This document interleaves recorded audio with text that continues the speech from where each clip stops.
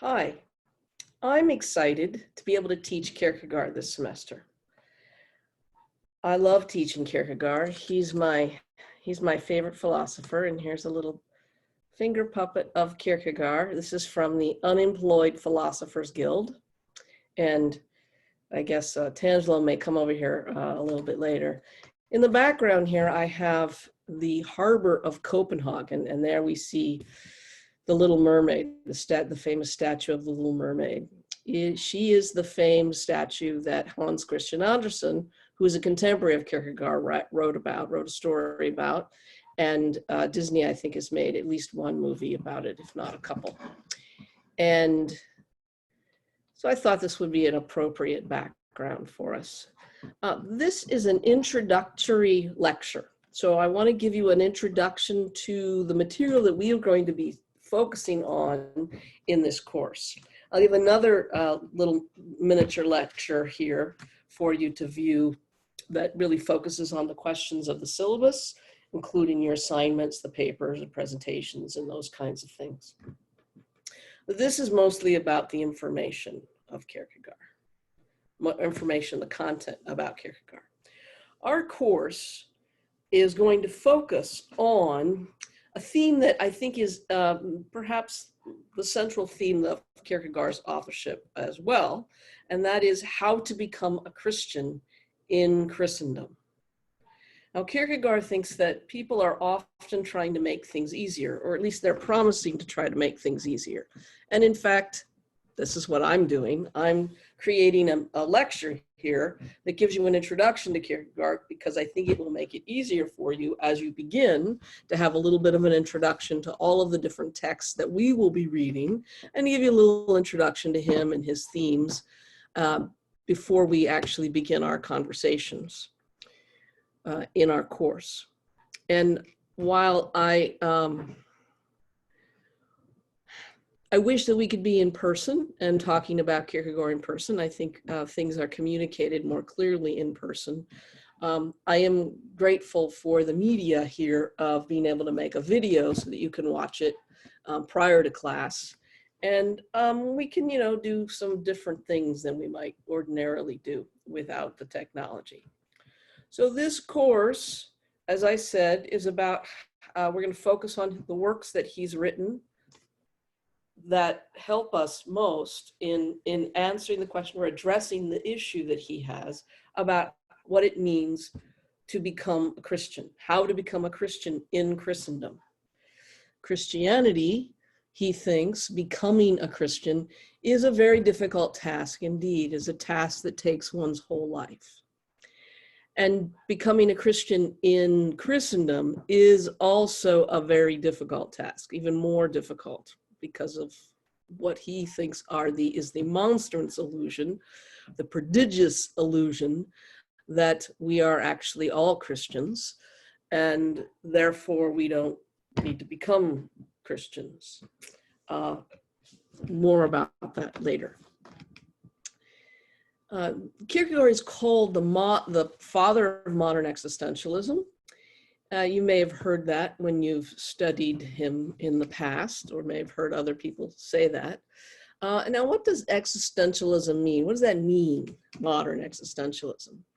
Well, it is often understood as an approach to philosophy that focuses on freedom and responsibility of the individual. And let me say that again. It focuses on the freedom and responsibility of the individual.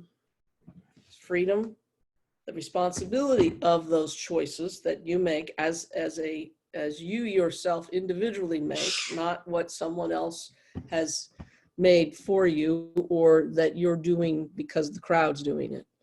And then the individualism is a focus as well.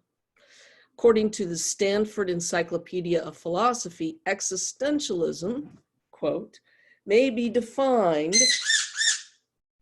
okay, Tangelo, may be defined as the philosophical theory which holds that a set of categories governed by the norm of authenticity is necessary to grasp human existence, end quote. Authenticity then, along with the freedom and responsibility of the individual to be authentic in their choices, doubting the norms that you've been given, and doubting those claims that have been assumed to be true, and even doubting whether or not, am I making the right decision or not? Because freedom brings with it anxiety. Kierkegaard wrote a whole book about that kind of existential anxiety or dread. So authenticity, freedom, doubt, questions of meaning and meaninglessness, all of these characterize existentialist philosophers and novelists. Some of you may have be familiar with Jean-Paul Sartre, or I know a couple of you at least are familiar with Albert Camus, because I know you've been reading The Plague in the midst of our plague. Eliot. Well, another way of getting at this nomenclature is that existentialism is an approach that to understanding human existence and experience that rejects essentialism. It rejects the assertion that humans have an essence that has been created or given at birth or conception, or in the heavens, or in the realm of ideas, and that either because of original sin, or the corruptions of physicality or matter, or the necessity of actuality in opposition to possibility or potential, has become damaged. This essence has become damaged, or it's lost its memory of the ideal. And in this essentialist approach, the goal of human life is to shed the crap that's gotten on it, or fix the corruption that has damaged and corrupted the soul, and thus return it to a perfected being. And often in Christian theology, this could happen in heaven, or eventually as one returns in life after life, in Hinduism or some of the Vedic traditions, to try to fix this. That's essentialism. Existentialism, on the other hand, argues that our essence is not predetermined. It's not given. It's not limited, it's not given. Rather, it's shaped and transformed. Who we are is shaped and transformed as we live. The decisions that we make and finding our own individual authentic expression of who we are, that's where we get our essence. That contributes to an essence, or that which is essentially who we are, an authentic being, Helene or Kierkegaard or Tangelo. And it ain't over until it's over. Existence then precedes essence, so that you don't know who you are absolutely until you're not anymore, until you've made all the decisions you can make. Seeking to become one's true self is a lifelong task. In other words, it ain't over till it's over. This aspect is particularly important as we study Kierkegaard, because he believes that we are each in the process of becoming a Christian. Even as we live toward this goal, it is a process toward it that is important to him. Kierkegaard seems, for philosophers as well as theologians, seems to be concerned with human existence. And philosophers and philosophy students often read him as that's his point, that's his goal. That the insights that he gives us, that he talks about, it's all about what it means to be human, how to live an authentic human existence. And typically that's what the existentialists are concerned about and have been concerned about. I think it's certainly a noble goal. How do we live an authentic human existence? This is where we will begin as well. But I give you fair warning. I'm going to borrow from one of Kierkegaard's often quoted aphorisms. Life can only be understood backwards, but it must be lived forwards. We can't really know who we are now. We aren't done becoming yet. Now, as I said, Kierkegaard, hang on just a second, I'm going to pause this. Tangela wanted to come and say hello, so here she is. Kind of hard to see her in the background there, isn't it? You want to say hello, Tangelo? Okay. All right. So as we were talking about, Kierkegaard seems to be concerned with human existence. But in actuality, he's more concerned, or primarily, or essentially, or actually, authentically concerned with Christian existence. This will become clearer the more we read and discuss the struggle to understand him and understand what it means to be a Christian, or to become a Christian. I will argue that every book, every expression of his literary genius is communicating this truth. The truth is subjectivity. For subjectivity, he believes, is about the individual's relationship with God. This relationship, this stance before God, which he says is rightly a transparent ground upon which every individual must reckon to stand. This relationship, it structures and colors every other relationship to other people, to one's truth claims, to one's vocation, even to oneself. He talks about this in Sickness Unto Death. Sickness unto death, as the relating of the relation to itself. Note that this is a fluid relating. So it's not simply a relationship that Kierkegaard is highlighting in his analysis of what it means to be a self, but it is a fluid relating. So the different parts of the self relate to each other, and even that is self-reflexive. But we'll talk about that more in just a little bit. We'll begin, so for the first week that we meet, we'll begin after we talk about the syllabus and any questions you have about the course and all of that. We'll begin with what appears to be his writing about human existence. And we'll be reading selections from Either Or, one of his first and successful books. So I have these old versions, these old volumes of Either Or. So Either Or 1 and Either Or 2. They are old books. They're translated by Swenson.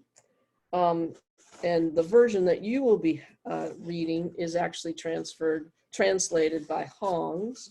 So you'll see it. Can you see it? All right, here. How about this?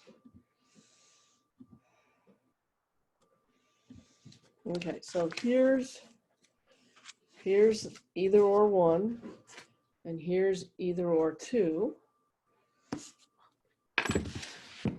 It's a fabulous little story, and you're going to only be reading a little bit of it because we'll be taking a selection that has been put onto now I've lost my video here. Okay, so I've got some things for you from Unpopularly that have been scanned for you to be able to read, because some of you might not want to go to the library, and it's easier to be able to have the selections of books that we're not reading the whole thing available on Popularly. So the library was kind enough to allow this to happen. You'll also actually notice that not only are these on Populi, but I believe that the book that they're taken from, which is The Essential Kierkegaard, is also available in on a database so that you can read the whole thing if you'd like. But so I selected a short section from Either Or. And by the way, Either Or, it's published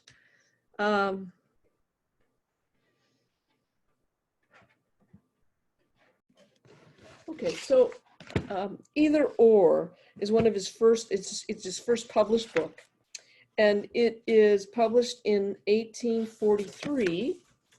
And as you saw, he publishes it under a pseudonym, Victor Eremita. Both volumes are published under that pseudonym, but they are, one gets the impression that they are actually the papers from different persons. We often will characterize Either Or volume 1 as the papers from A, and volume 2 of Either Or as papers from B. And that will be more meaningful as we continue on. He publishes his own books, which means that he gets to name it whatever he'd like to name it. He has complete artistic control over what's published, when and how it appears, but it also means that he's paying for the expense of publishing itself. And for the most part, the books basically go in distribution in Copenhagen, perhaps a little bit further than that into other parts of Denmark, but very few, not until later does Kierkegaard enjoy a kind of anything like the world fame that he has now. Note at the same time that he's writing this book on Either Or, which is, it's his most successful, actually. People find it enjoyable to read. He's also writing books that are religious works, and they're published under his own name, written under his own name, and he calls these edifying discourses. And they read somewhat like sermons or devotional essays. Now, before we move too quickly, I just want to go over a little bit of Kierkegaard's life. He's quite the guy. Here's a gigantic book, the most recent, well, not the most recent biography. There's another biography that's just come out in the past year. I have not read that one yet, but I'll look forward to it. This one is quite detailed with a lot. It's written by a Danish scholar, Joachim Garf, who I've met, and he's very fun and knows a lot about Kierkegaard. Anyway, just to give you a sense, some sense of his life, because his life ends up being much more important to his thought and what he's doing in his authorship than even for most philosophers and theologians. I think one's life, the life of the theologian and the author, are often important, but they're particularly important in Kierkegaard's. Kierkegaard is, well, let's start with Kierkegaard's father. Kierkegaard's father's name was Michael, and he was married. No, he wasn't married yet. Let's not get too close, too ahead of ourselves. So when he was a young man, he lived in the Jutlands. So that's north in Copenhagen, north of. So Kierkegaard's father is born. I'm going to show you the screen. Let's see, how do I do that? Here we go. So you can see that this is a map of Denmark, and Copenhagen is, I don't know if can you see me what I'm doing? Oh, Copenhagen is over here close to Sweden on the eastern part of Denmark. The Jutlands are over here, and this is where a lot of the fjords and those kinds of things that you've probably heard of. that's where Kierkegaard's father is raised. And he is a poor goat herder. He's not particularly happy. He thinks he has a miserable life. And when he's still a fairly young man, he curses God for having such a miserable life. But soon after that, his mother's brother, who is an uncle who's a merchant, takes a liking to him and invites him to come and work with him. And so he ends up going to Copenhagen, and he ends up becoming a merchant, a clothes merchant, and a variety of different other types of merchants, and makes lots of dollars, becomes a millionaire, so to speak. And he's married early on, but his wife dies. And then he remarries, and he ends up remarrying a woman who was the household clean, the person who the live-in help, so to speak. And that woman is Kierkegaard's mother. Kierkegaard is very attached to his father. Kierkegaard is actually youngest of lots of brothers and sisters, mostly brothers. And his father is in his 50s by the time Kierkegaard gets to be old enough to talk to him. And they have an odd relationship. It seems to be characterized at first as Kierkegaard's father being rather strict. He's a pietist, so he's influenced by the Moravians, but he's very strict in his piety and his Lutheranism. And we'll get to that more later in what that might have looked like in the 1800s in Denmark. By the way, Denmark is Lutheran. It's then in particular, but all of Sweden and Norway, it's all very Lutheran. You remember Luther in Germany, and all the Lutherans, or Lutheranism, it characterizes most of Scandinavia. And let's see, I'm going to stop sharing now. So Kierkegaard grows up with a father that's rather strict, and he's also not really able to play very much with the little Soren. Yet they would have, when he would come home from work, Kierkegaard would want to go play or do something, and he would do it. He'd say, "Let's go for a walk in our minds." So early on, Kierkegaard learned to use his imagination to do different things. And they would also make up stories about people that they would see. Oh, what do you think that person's up to? And, you've probably seen that in other contexts, but, it contributed to a lively life of the mind for Kierkegaard. When he's young, Kierkegaard is known as the fork. He also fell out of a tree when he was young, and so he has a bit of a hunchback. You've probably seen drawings or cartoons of him with that hunchback. But he's called a fork because when people made fun of him, he was really good at getting them back using words. So he had a satirical, biting sense of humor, and did not take being made fun of lying down, so to speak. As Kierkegaard gets older, he meets Regina Olsen. And Regina Olsen is younger than him, maybe about 8 to 10, 12 years, somewhere in there. And, but he courts her, and eventually they fall in love and they get engaged. And at first, Kierkegaard's Regina Olsen's father is not interested in Kierkegaard, but he decides that Kierkegaard's okay. And then Kierkegaard has something happen. So when he is about 22 to 25, he's got some things that happen. Sometimes he calls these the great earthquake in his journal, a great earthquake. And the great earthquake seems to be, Kierkegaard, by the way, he's a very indirect and somewhat secretive. He likes mysteries and secrets. He doesn't want to, I mean, this is in his journal. I suppose he knows what he's talking about because he doesn't, I think he probably knows that his journal will probably be published at some point because it's not written like Dear Diary.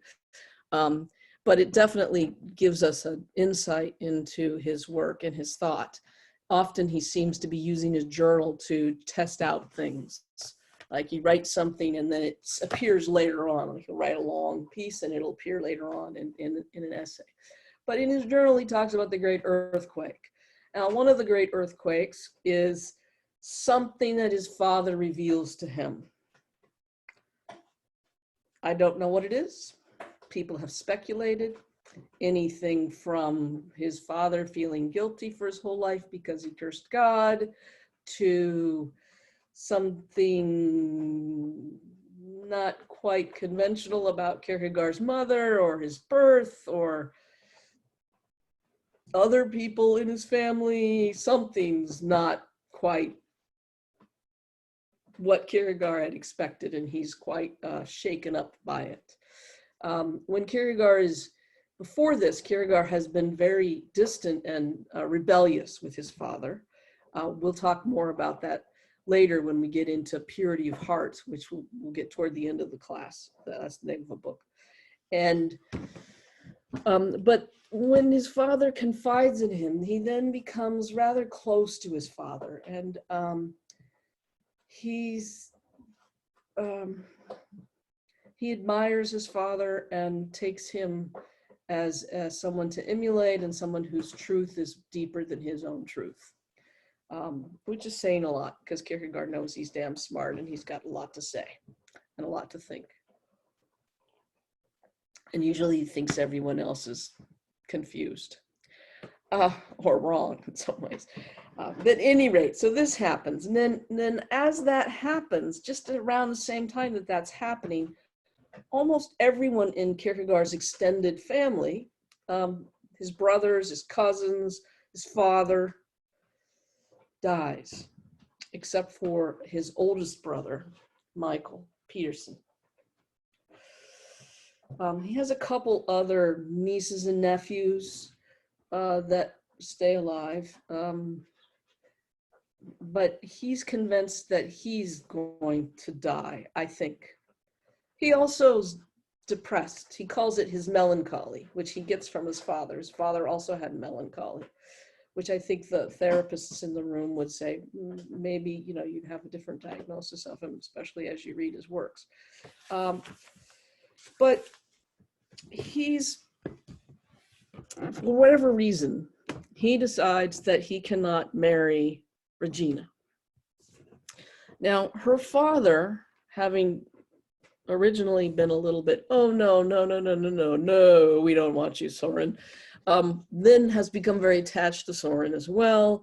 And Regina is very attached to Soren and begs him to reconsider and to not leave her. But Kierkegaard is insistent.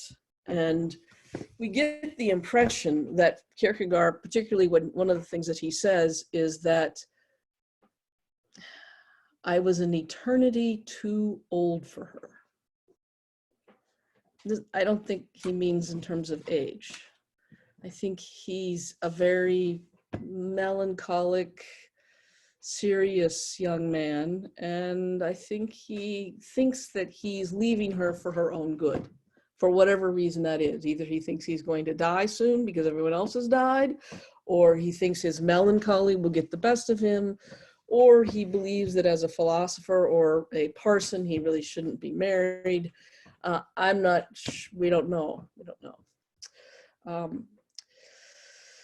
But so he breaks up with her. Then he goes to Berlin. He goes to Berlin. He studies with some Hegelians or post-Hegelians. I also have a Hegel one too, and I'll get that out. And I know that Elliot will particularly like the Hegel the Hegel one. They'll have little battles. But he doesn't study with Hegel, but he studies with people who study with Hegel. And he goes to Berlin a few times during his life. But he comes back almost as if something happened. Like it was a V8 moment where he now realizes that he doesn't have to give up Regina and that he can come back and that they can get married now. But she has gone off to be engaged with Schelling, who she knew before, and no dice, Soren. She's not going to go back with Soren. This is depressing for him. Depressing is the wrong word. This is devastating for him. And it seems to me that throughout his authorship, he's really often writing to her, hoping to get her attention. There is well,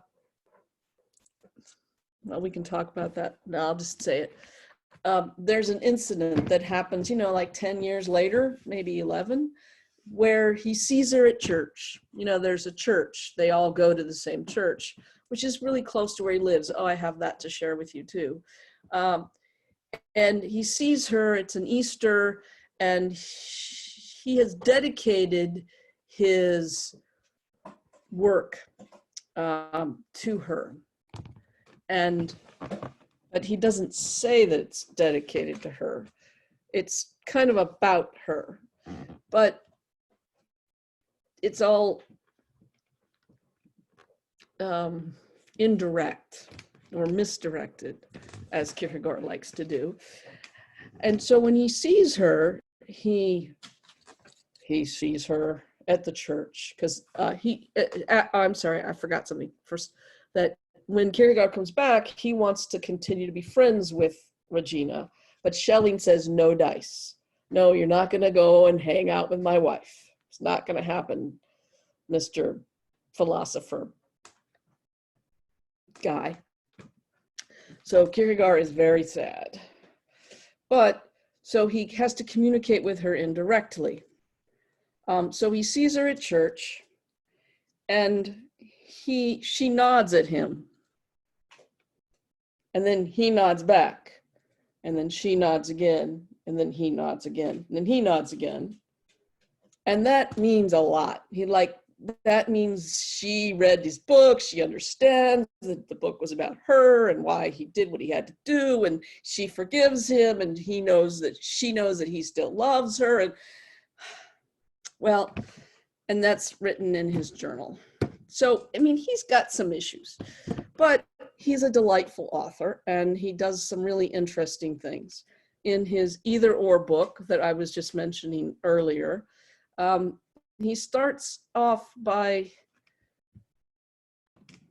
okay, so we're going to talk some more about Either Or.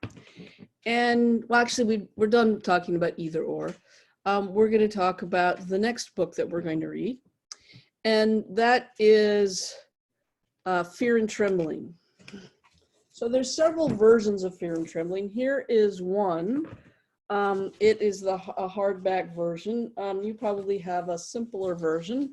There's also a version that has both Fear and Trembling and Sickness Unto Death together. Where'd we go? There we go. Okay. This is one of the most popular books read by undergraduates nowadays. Personally, I think it's a little bit of an odd choice, but I can understand why philosopher professors particularly like to read it. It's fairly easy to follow, although I think it's difficult to engage very deeply. But it raises issues and questions of the relationship between ethics and religion, which are really important questions for people to think about, particularly in philosophy of religion. And faith appears on the surface in this book to be quite outrageous. In my opinion, I think undergraduate professors of philosophy often like to blow students' minds about their unexamined faith or religious affirmations, but that may be different these days. So this book raises several important questions and issues that are ripe for our discussion about what does it mean to have faith, and how is faith and your religious responsibilities, on the one hand, related to your ethical responsibilities. Immanuel Kant, Kierkegaard is writing in opposition to Immanuel Kant about this particular point, when that Kant believes that religion really is about ethics. It's about how to promote ethical behavior and ethical choices. So for Kant, there's two parts to a person's mind. No, two parts to a person's motivation. The first one part is what he calls the moral maxim. And the second one is self-interests and what works for me, what I want right now. And he believes that animals operate out of self-interest and instinct. People, he says, however, have this other maxim, this other motivation, this other way of organizing one's decisions. And the moral maxim for Kant is, I have a Kant, one of these too, but that one's at school. Oh well. The moral maxim says 2 points. There's 2 points to it. The first one is that one ought to treat other people as ends in themselves and never as means to get to your own ends. Seems good. The other one is the categorical imperative, and that we won't get into that. Let's just stick with this one. And when one behaves in a moral way, the moral maxim is the thing that's most important in your motivation, and then self-interest is second. But he thinks that people flip those when they sin and when they do immoral things. He thinks that's what original sin does. It flips those things, or it puts them even, and then one gets more important than the other, or the one that's not important gets out of whack. And he believes that religion, this is Kant, he believes the point of religion is to help people get that moral maxim back on top, so that they're motivated out of treating people as ends in themselves and never as means, and that one should never, this is the categorical imperative, actually I'm going to talk about that. The categorical imperative is that one should only behave in a way that everybody can behave in the same way. So that's a universalization of ethical decisions, that you're making an ethical decision if everybody did the same thing you're doing. So there's no taking into account situations. Like if it's wrong to kill, then it's always wrong to kill. What if everybody killed? What if everybody stole? What if everybody did that? That's Kant's categorical imperative, and those two things make up the ethical in his mind. Kierkegaard is very influenced by his understanding, Kant's understanding of the ethical, as it is related to the universal norms and rules and laws that everybody should follow. So this work raises questions about if there's any conflict, or if religious responsibilities actually do simply deepen or make ethical decisions clearer or simpler.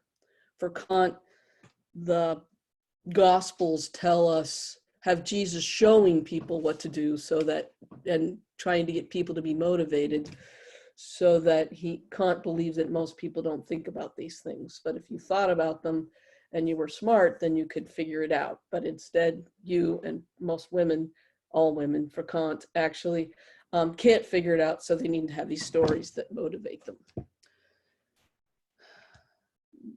This is not simply a question of the 19th century. It's also a question that perhaps you might have. There was a movie once that I watched, and the question was, if you'd go back in time and kill Hitler before he became the Chancellor of Germany in 1933, would you? What would you do? What if you felt called by God to save the Jews and the Poles and the gay people and anybody else, the communists, all the people that Hitler killed? Would you suspend the universal ethic of not killing for religious purpose? This is a question Dietrich Bonhoeffer actually was faced with, and he chose to follow Kierkegaard's thinking when he participated in an assassination plot against Hitler.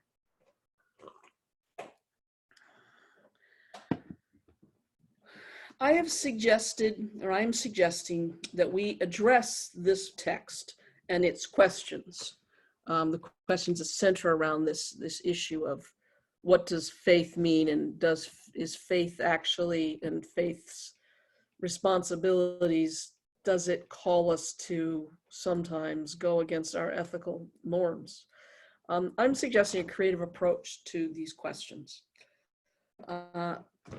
I've planned a debate. So each student will be assigned a question and a position to take, and then we'll play it out on Zoom. There are 3 problems or problema that Kierkegaard talks about. And I've created a sheet for you that has those questions and gives you detailed questions about how to help you answer those questions and prepare your debate. And I'll give you a handout, or I guess it's not a handout, it's a Zoom out, a Populi post that gives more details about that. But I hope that it will give you both the ability to focus on a particular section in greater detail, and to share the fruits of that greater detailed study, but I also hope that it will give you an experience of intellectual empathy. And, you know, it'll be a fun way to break up me talking all the time. So Fear and Trembling expands our engagement with Kierkegaard's theory of existence as well. So it's talking about, Fear and Trembling is focused on the difference between the religious and the ethical. So Kierkegaard has a notion of theory of existence as consisting in 3 spheres or stages or dimensions of existence. Each of these spheres are characterized by different values and different activities and ways of living. The first, the aesthetic, is exemplified in Either Or, Volume A. The second, the ethical, is exemplified in Either Or, Volume B. It's described even more fully in Fear and Trembling. The third, the religious, makes a brief appearance at the end of Either Or B, but is also further discussed in Fear and Trembling, exemplified by Abraham. I've written a book that explores Kierkegaard's view of the self in depth. And I have the purpose of utilizing in my book his insights in about what it means to be human in dialogue with a French feminist named Luce Irigaray. And it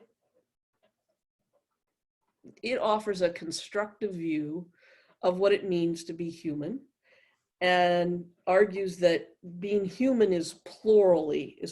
There's a plurality within the self. A little bit like Kierkegaard, but it's more, my argument is a little more embodied and wider, I suppose. And it's relational. The self is relational. In it, I explain and develop Kierkegaard's spheres of existence, and we'll read that chapter to both examine and consider his theory in more depth. And we'll give it'll give a survey of several different perspectives, secondary literature, perspectives on understanding these spheres, and what did Kierkegaard mean to believe, how did Kierkegaard believe they were related to each other, and then how do we think they're related to each other? So I encourage you, by the way, to do research and read secondary articles and sources on these topics, including Kierkegaard and faith, his understanding of the spheres of existence, his understanding of Either Or, his understanding of Fear and Trembling, and the other texts that we're reading and other themes.